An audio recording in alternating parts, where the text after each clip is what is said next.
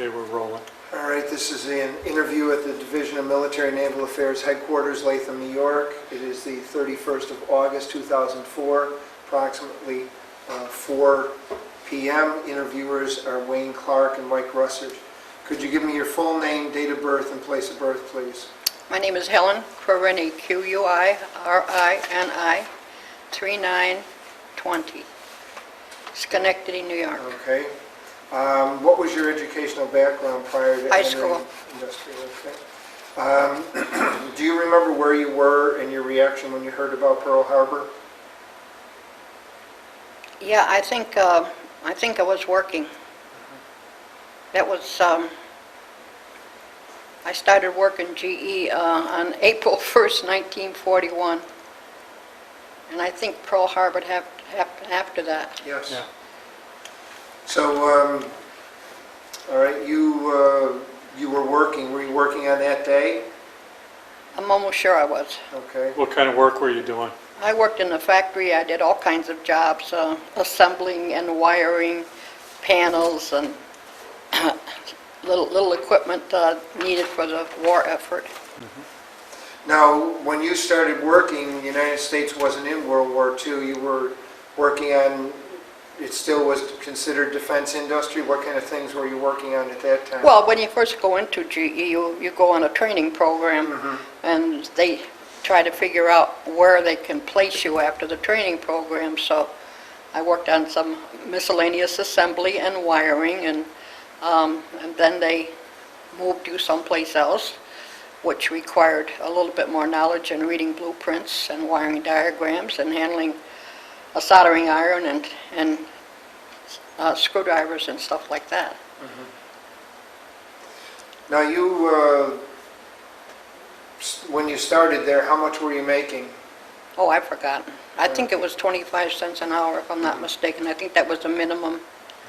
But yeah, as I do in a lot of the discussions I've done, including a book I've written, I want to point out that women were paid less than men, which was shocking to me. And also, males under the age of 21 were considered boys' rates.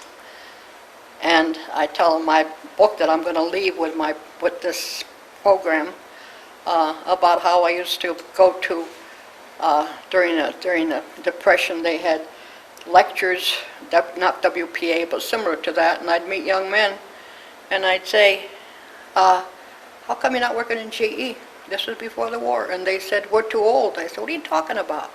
We're over 21, and they're only hiring males under the age of 21, so they pay them boys' wages.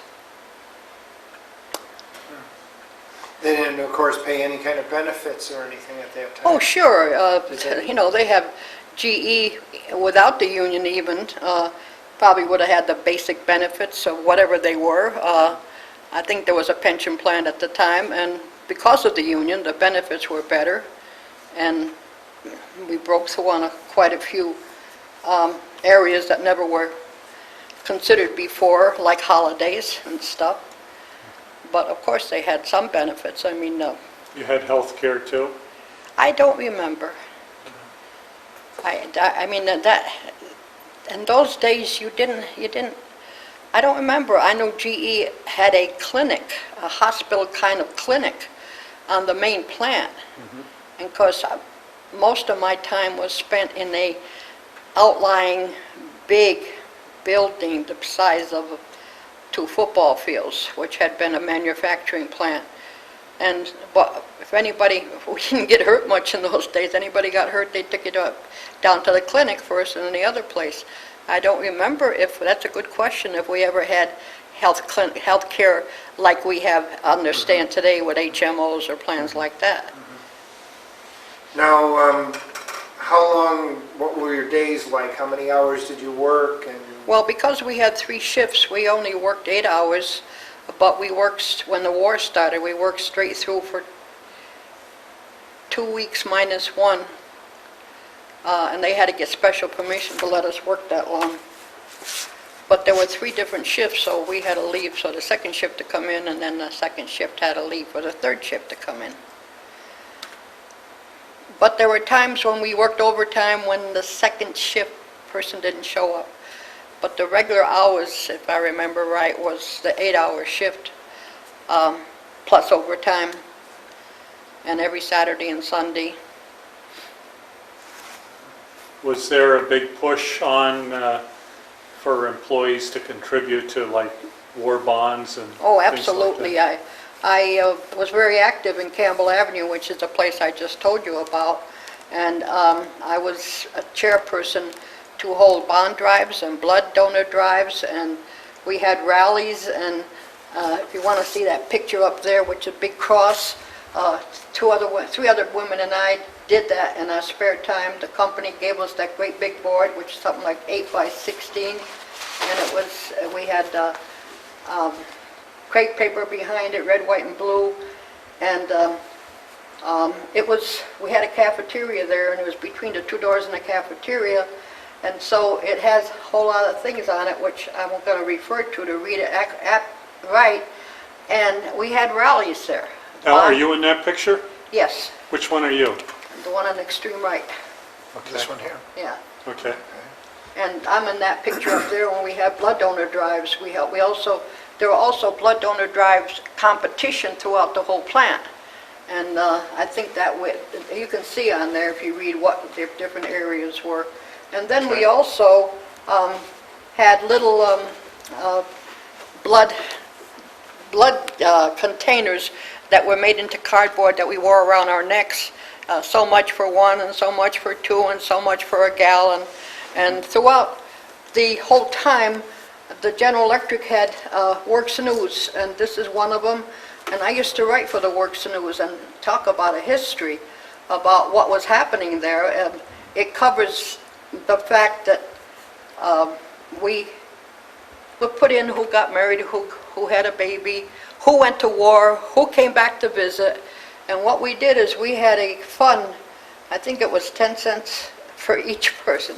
I think it says here, Clarke, 10 cents a week we gave to this fund, and if a service person ever came back, we gave them $10, and we kept it alive that way. But we had these rallies especially to sell war bonds. And during the rallies, we also talked about our co-workers, and this is a Works News article here, and this is a picture of the 6 people, and there's a picture of the thing up there again, and a couple of the speakers. So we were constantly reminded that we were at war, and we felt it very deeply that we were important, because without the materials that were created by the factories during this war, the war couldn't have been won. And we had places, we had some places that were, we all had little badges in order to get in, and there's that kind of security. But in order to get into certain rooms, you had to have another badge. You know, so there was no doubt that we felt strongly about the war and cared about it very deeply, because some of our people start losing their lives.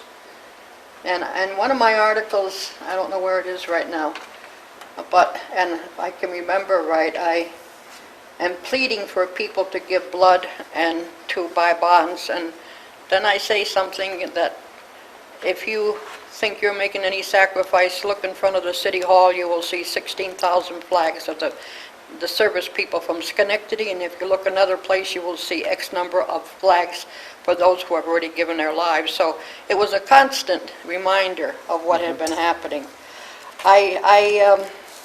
I've written this book called Helen Quirini and General Electric, a personal memoir. I'm going to leave it with my files. Can you hold that up so I can just focus in on it? And I talk about some of the things I talk here, but I also have, I'm now, my files are in the National Park Service in California that was just established this last year by the Ford Company, and I have a documentation about that. And the thing that, and then this is an article from the GE to women who want to work. Of course, everything was the way they advertised it. We got wonderful restrooms and all this kind of junk. But anyway, that encouraged people to go in. My whole aim, and I didn't want to work in GE for various reasons. My whole aim was to get enough money to go to college, but nobody went to, and I'm not going to say that. People who work in the factory didn't leave to go to college. And so by the time the war was over, my father had died, and forget it about college. So what I've done when Rosie the Riveter, that's what they call it in California, I sent them my book, and they said, great, and then they sent me 3 pages of questions. And what I did is I wrote around that, and I sent them, this size, whole packet of stuff, and I suggest that they put this up as a display, and then my story tells about it. And we don't have that kind of time, but each one of those little things you see in the cross and everything are little nameplates. And what we did is had 2 little nails, and the nameplates had 2 little holes. And these friends of mine and I spend our time after work to write the names on those nameplates. And in the 2 corners, if you can notice, there's crosses. Those have the names of the soldiers, the people who lost their lives. And I think the big star in there is the names of the people who gave a gallon of blood. And the rest are names of people in the services. So, and on top it says, lest we forget. And so it was a constant reminder, if anybody had any doubts that we were at war or that we cared, this is a living proof of what has happened. Now, I noticed in this thing you wrote, you tried to start like a daycare center. Well, no, what happened is one of the articles said that women are giving up their children because they can't find that place. So what the union, I was active with the union, we got involved. During the war, there were special committees set up to talk about daycare, and then, so we got involved in that because there was, professional daycare was almost something that you don't even think about, but when you read the article, and I don't think I have it on there, but when you read the article, women are giving up their children because they can't find a place and they have to work. And so then I got involved in my life after with a daycare center, and I became president of it because I know what a great need there is.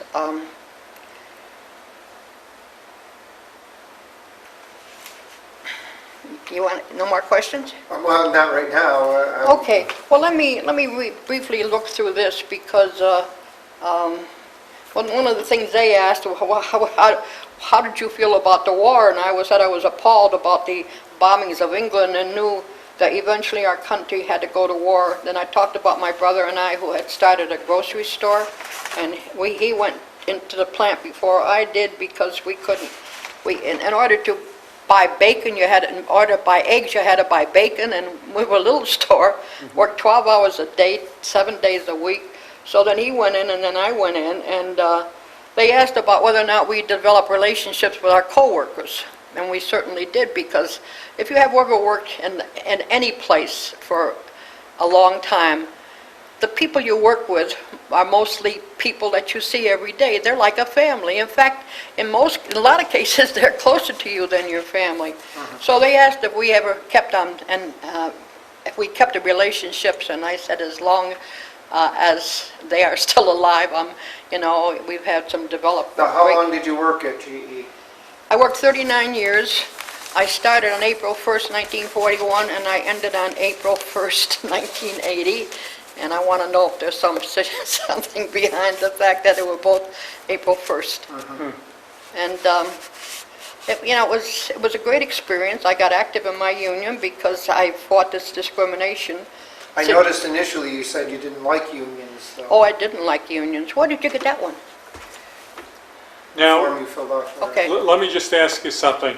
Once the war ended and the men started coming back, Yeah. did you see much of a change in attitude towards women working for General Electric? Well, let me talk a little bit before that. We went on. The GE had classifications of men's and women's jobs. We, as women, could never even think about getting on a so-called man's job. And the differential in the rates was about 3/4. What GE used to do is they'd set up a job description what a job consists of, including safety and amount of knowledge and all that kind of stuff. And then when it went to a woman, they automatically cut it to 3/4. So most of us, not having the opportunity to work on so-called men's jobs in most cases, thought they were very difficult. And when the guys went to the service and we went to work on those jobs, they weren't any more difficult than our jobs. Of course, the company always said, well, requires a lot of lifting. That's a lot of bull, because a lot of jobs don't require a lot of lifting. And so we were kind of, shocked. And of course, we all realized that when the guys came back that we would have to give up our jobs. And one of the things that we had during some of this time is the company had a double seniority list too. In other words, a man, not when the war was over, because I think the union helped to straighten that out. But before that time, a man could bump a woman if he had less service. And so we had to fight all this kind of discrimination against women. And so now you asked the question about men's attitudes. Well, one of the articles that I have in some place, this woman wrote about how she was very tired because women still had to take care of their houses. And in a lot of cases, they had to take care of the children in the houses, because you men did not do housework. It was beneath you. So they had to do all this stuff, and she told about how she did her house. She was on second shift, did her housework first, and made grandchildren. And she's very tired. She worked in a place that was dirty, and GE still, I don't know about today, GE never had air conditioning in the plant. So when it was hot, it was hot. And I say in one of my things about, it didn't bother me that much, but I thought about the guys who worked in the foundry. I mean, they used to take their shirts off and work, with no shirts on because it was so hot. So she's coming home tired, and a couple of guys are talking about why the hell don't women stay home and take care of their kids, And she is so disgusted because, number one, she is trying to help out the war effort, and also to try to keep the family together. So we had that kind. Of course, you get the idea, woman's place is in the home, and we used to say we should be pregnant and barefoot, And that was the feeling in those days in a lot of things.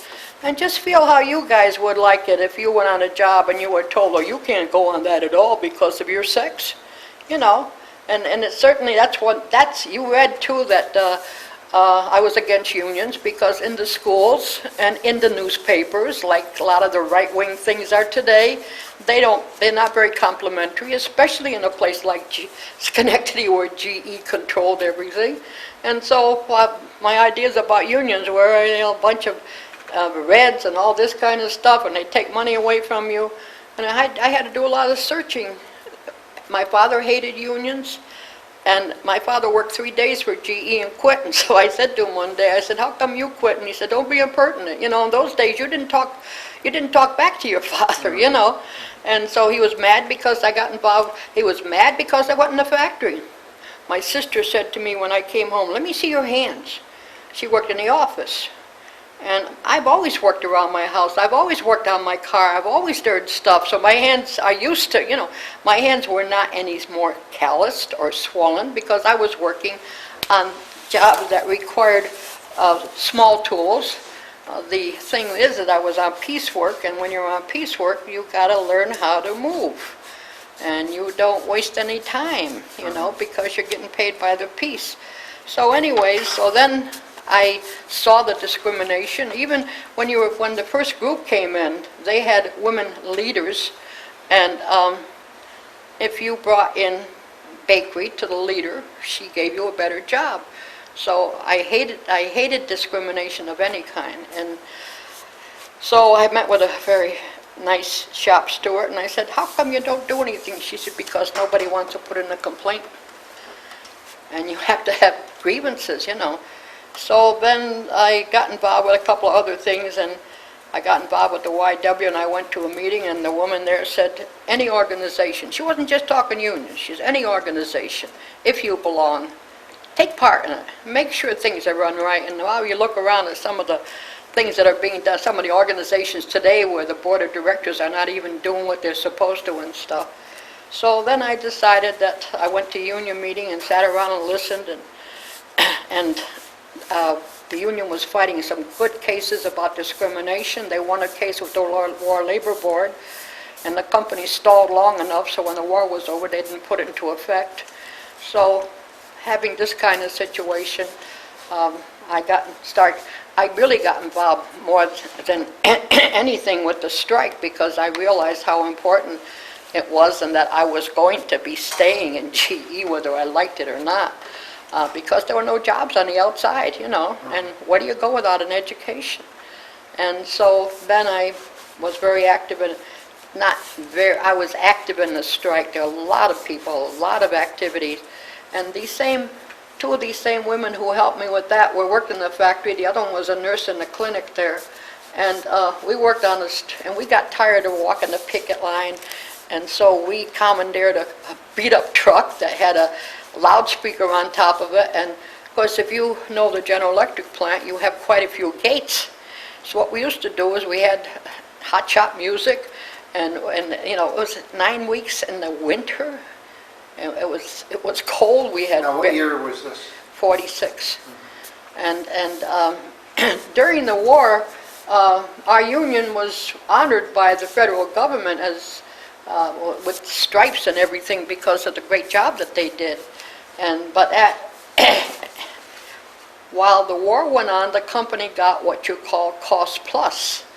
Whatever they put in for a cost, they got a certain percentage above. So they were making, not just them, but throughout all of the country. The auto industry and everybody else was reaping in money like mad. So when we went in 46, we asked for some share of it, and they refused. And I think the auto industry is the first one who started. And so anyway, we ran around with this truck, playing music, dancing with the guys, and lo and behold, when the thing was settled, there was an election for a secretary, and I wasn't even running, and I was elected. And I told the guys, I'm not qualified, but then when I took the job over, they weren't qualified either.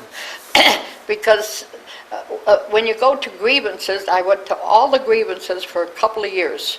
I worked in the shop for 2 hours. I go in at 7, at 9 I go over to the building where we worked, and every grievance that went through that company I recorded. Well, the guys before would just put a couple notes on it. So if a grievance went up to the next level, there was a couple of levels, they would depend upon this paperwork for the business agent, because there were others were assistants, to see what the arguments were. Well, they had such scribbling and everything, so I brought in a carbon paper, and I wrote in detail, and I learned how to do nothing but the important things. And then I put a copy of that in every grievance so that the business agent would have a copy. It wasn't just something written. So, you know, when they said, when I said I wasn't qualified, I said, you know, why do you demean yourself? But that's how life is, you know. And you can never understand how a woman feels being discriminated against the way we were. That, you know, you're not good enough to go on this job, you're not good enough to go on this job, and all that kind of stuff. So we worked on men's jobs and so-called men's jobs, and took the same skills that we had to do the little panels. In fact, the company, we used to have these, I think they were transmitters, and they used to be about that square and about 6 foot high, and so you would wire everything in between. So then the company got a great idea. So they broke it down into little panels. They gave the women the little panels, and then they put connections between the panels so that they downgraded the man's job. Now, I'm just trying to point out to you how much skill. The same skill, in fact, as a matter of fact, the skill was probably harder to do the little panel because you didn't have that much room. So we did work on those jobs, and of course, then when there was, the whole country was in sort of a letdown in a sense, because there were going to be a lot of layoffs when the men came back, and there were. And so it was an exciting experience, and Um, Made a lot of good friends. I just spoke, we had a monument in Schenectady, and the previous mayor took it down. It was dedicated to GE, and they just rededicated it. And so I got up and spoke as head of the retiree group and told them about the fact that the monument did not just talk about GE, it talked about those who created this great company. And I try to explain, I only have a couple of minutes, I try to explain to the people what it feels like to have worked in a place as long as I did, and the family idea, and it's true. When our co-workers that we became friends with, when somebody died or something, we were there. When somebody had a child, we were there. When somebody was sick, we were there, and it's something that today they're not going to know, because what they say, a person's going to work 7 years or something, or work on 3 or 4 jobs during their lives. And so I am writing another book to take care of this one, and to go from this one on, and I got a lot of documentation. So at the dedication, I said, I'd like to tell you what GE was like just before I retired. And so then I quoted the statistics: 30,000 workers, 200 buildings on 600 acres of land, miles and miles of sewers, miles and miles of pavement, and ended up by saying that in 1952 the company paid $2.4 million in taxes. And of course, since then they've torn down, I bet you, and that was the end of the 50s, beginning of, let's say, in the 60s. And since then, that plant has grown to over 300 buildings. And if there's 3 dozen left now, you got a lot. And I talked about, and there's only 2 minutes, I said, do you realize that that turbine building is so big that you could put 1,000 one-family homes in it? That's how big it is. And I remember when it was built during the war, they did it at night, and they even had big canvases, because I don't think they had plastic at that time. And they had to really dig deep, because I understand there was quicksand there, And that building was such an important building for the war. So then I ended up my speech by saying, everybody was expecting me to blast the company. And I ended up by saying, I'm here today because I have a dream. I have a dream that General Electric is going to recognize what a great community we are and great workers we have, the dedication and loyalty that has been shown over the period of years, and bring back some of the jobs that they're outsourcing to the city of Schenectady. And so that's my fight, if you want to call it that. Can I ask you, how did the shortages and the rationing affect you during the war? Well, as I explained in this thing that I sent to the California and everything, we had all kinds of rationing, gas and butter and meat and all that kind of stuff. But, this is a sacrifice. That's what's wrong with the war today. Who the heck is sacrificing anything except the soldiers? And so, we felt the danger to our country. As a matter of fact, I'm speaking from memory, I think we were one of 10 places in the country that if it was going to be bombed, we would be the place because of GE, Locomotive Company, Waterville Arsenal, and the closest to the Albany, and we had men and women standing on top of hilltops watching for airplanes. All of the factory windows were blacked. We never saw the sunshine when we worked. And so there's a feeling of responsibility and even joy in being part of the sacrifice for something as important as that war And as I say, that's what's wrong with this war. Who is sacrificing anything? And I remember we laughed like mad because somebody, there used to be somebody said, hey, I got some gas coupons, but you got to go to this certain garage. And so somebody went out a couple of miles to go there, spent all of his time with these not his gas coupons. When he got there, he had a gas lock on his tank, so all that. I said, see, you're cheating, and that's what happens. But you got to remember that there was such a tremendous drive that people were bringing in their old furnaces, anything with steel.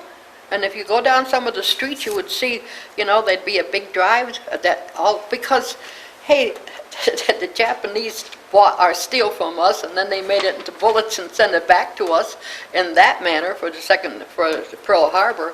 So we collected tinfoil, grease, and so every time. And I talk a little bit about something that most people don't know about. There was an outfit called the Block Plan that was set up during the war. And the Block Plan took every city. Let's talk about Schenectady. It took Schenectady and they divided it down to blocks, but first they divided it down as like divisions.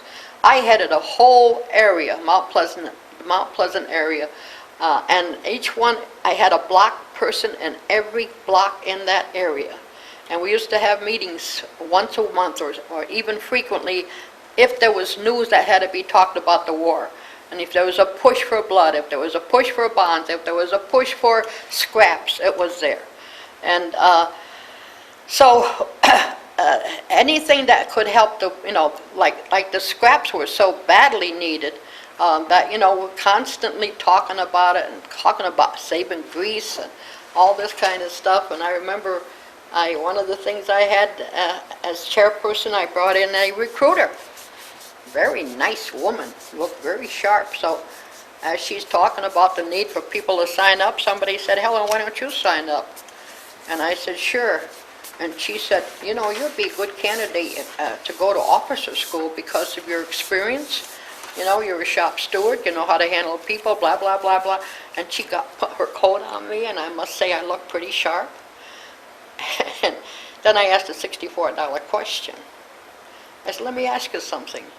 You're promising me that you're going to send me to the Paul Smith College or someplace where my experience and my leadership and everything will be taken into consideration? I said, are you saying that as an officer, recruiter?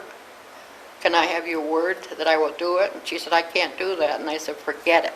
I said, because you know what happened? Some of our women joined up. And they were doing a good job in the factory. And they ended up in the kitchen someplace. And they wrote back and said, Helen, we're so sorry we signed up. Because our skills were more needed where we were.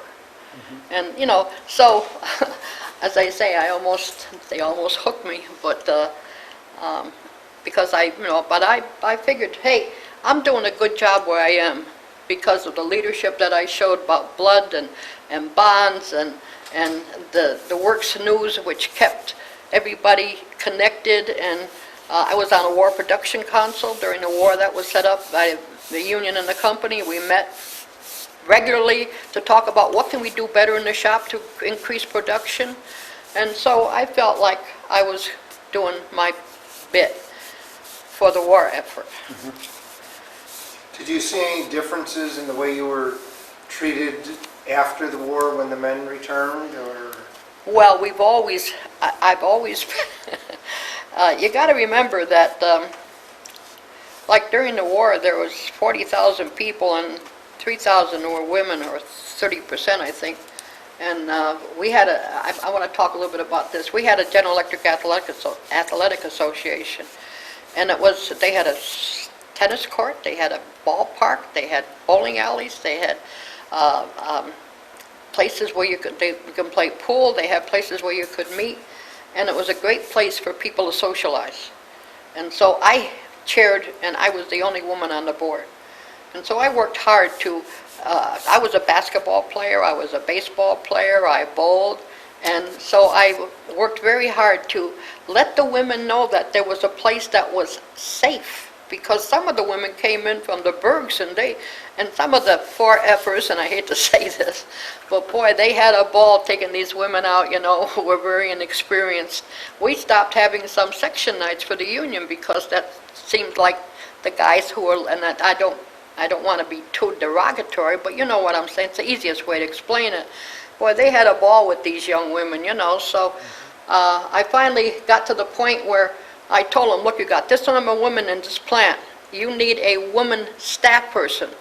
And they refused to do it, so I resigned. I said, look, I'm doing it, I'm working, and I don't think I was involved with the union. I don't remember. But anyway, no, I don't think I was involved. I wasn't secretary then.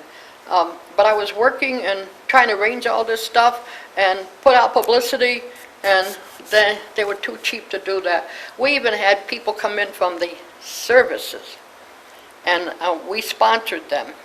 And this one woman talked about syphilis. I wrote an article for the Works News, and they wouldn't put the word syphilis in. Mrs. Kidby's going to talk about social diseases. And she told us about what, for one of her jobs, she used to go around to the bars and see whether or not they were thinning out the drinks, what they were selling. But one of the things that she said is very shocking, because young men used to come home, would come back to the service and have syphilis or something, and they would say, who were you with? And they would say, we don't remember. Oh, come on now, who were you with? This person, if she gave that to you, is a danger. And so finally her name was Mary, and she had blue eyes, and I think it was in a section of Mount Pleasant, so pretty soon Mary got a knock on the door, I want to see you. So this is some of the stuff that we did, that I did, and that's why I felt like I was, in my estimation, more important in the home fund than if I had gone into the service. And I know some of my friends joined the service, and then they were shocked. I mean, geez, Helen, you were smart enough to go in. I said, well, I felt very deeply about it all. But you asked the question about the men. Hey, the men have always resented women coming into the shop. Let's be honest. The attitude has changed lately because of circumstances, but they've always resented the fact. I mean, we used to stand in line at the clock, and somebody would say something about, why don't you stay home and have a baby? And I said, guys, I always had an answer. I said, women had the first, and men had the first, and women had the second, there'd never be a third. I said, get off of it. And they laughed like mad because they knew that I had an answer for them, But they resented the fact was, hey, let's be honest, the amount of work that was after the Depression, if there had not been a war, there would have been a lot more people unemployed, and so women would never have been able to consider. But the fact is that one of the strikes that we had in Schenectady in the 1880s was led by women workers, but nobody knows about it until you read my book, because we have always been involved in, and the company used to say, women work for pin money. Women can't lift, that's why they can't do jobs in the shop. And the fact is that the history has shown that 80% of the women who work support themselves and or families. So that knocked it out. And we had to fight this whole thing about women, women can't lift. Well, most of the jobs down there's not a heck.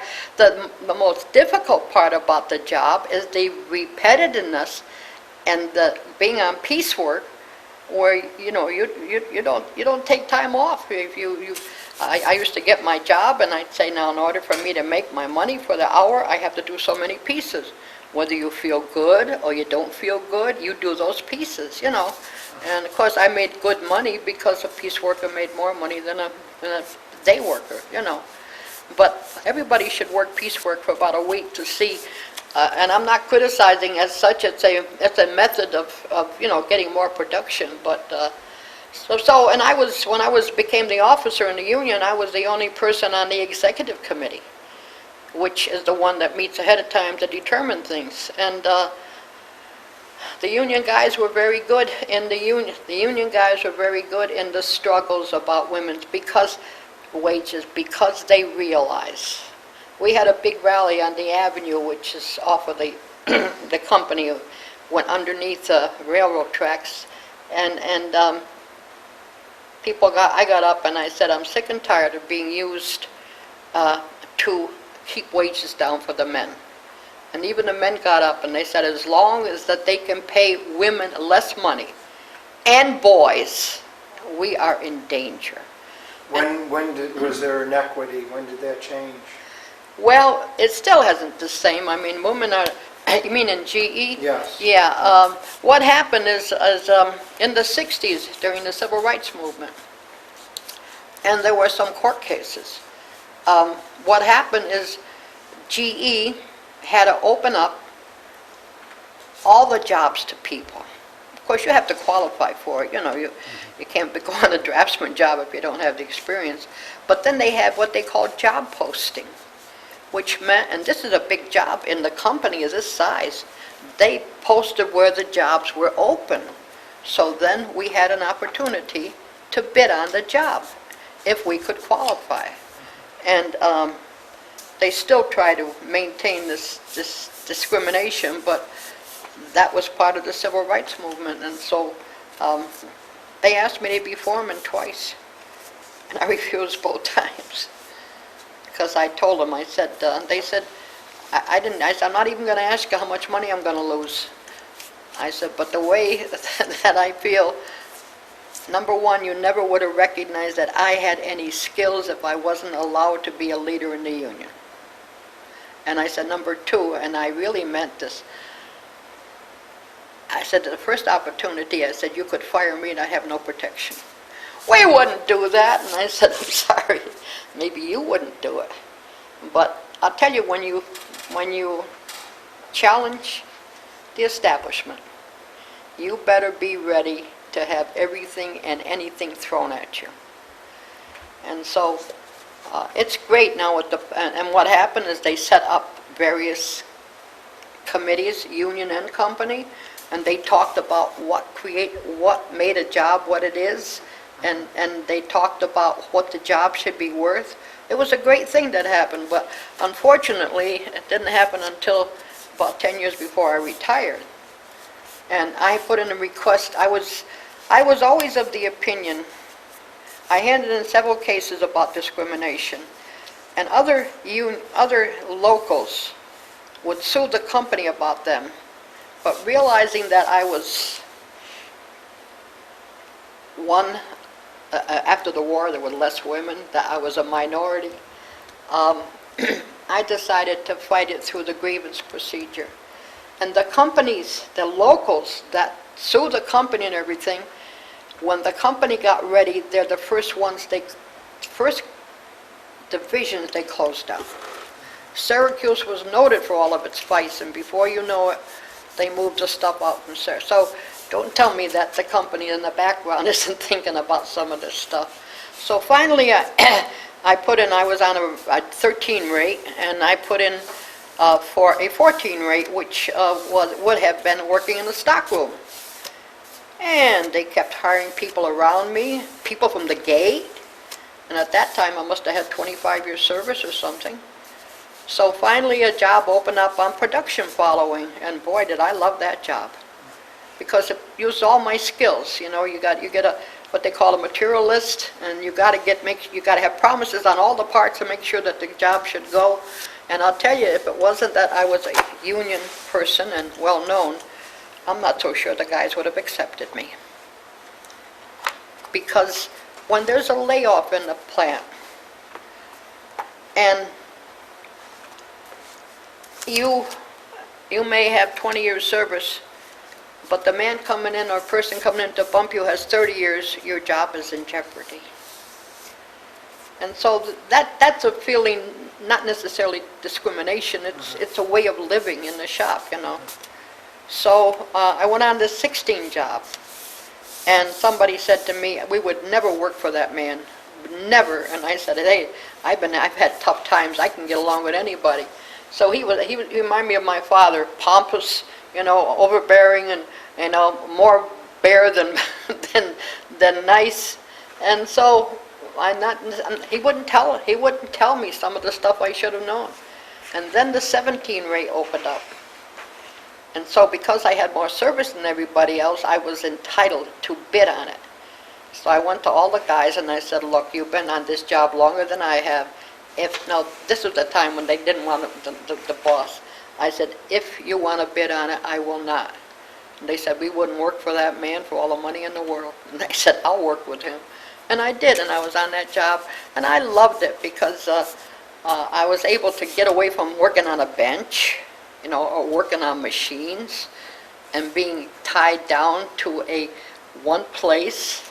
Although when I became a shop steward, it allowed me part of the job is you're almost like a psychologist and a specialist and a mother and a father and everything else, because people come over and tell you all their problems, and so you have, you get paid lost time, but you got to justify it.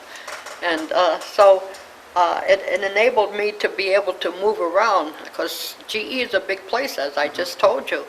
And some of the buildings I worked with were at the very end of the place, and they had buses that went by every half hour. And I got tired of working, so I asked my boss if I could bring a bike in. And the guys were mad at me. What the hell you trying to do? You're trying to speed the job up?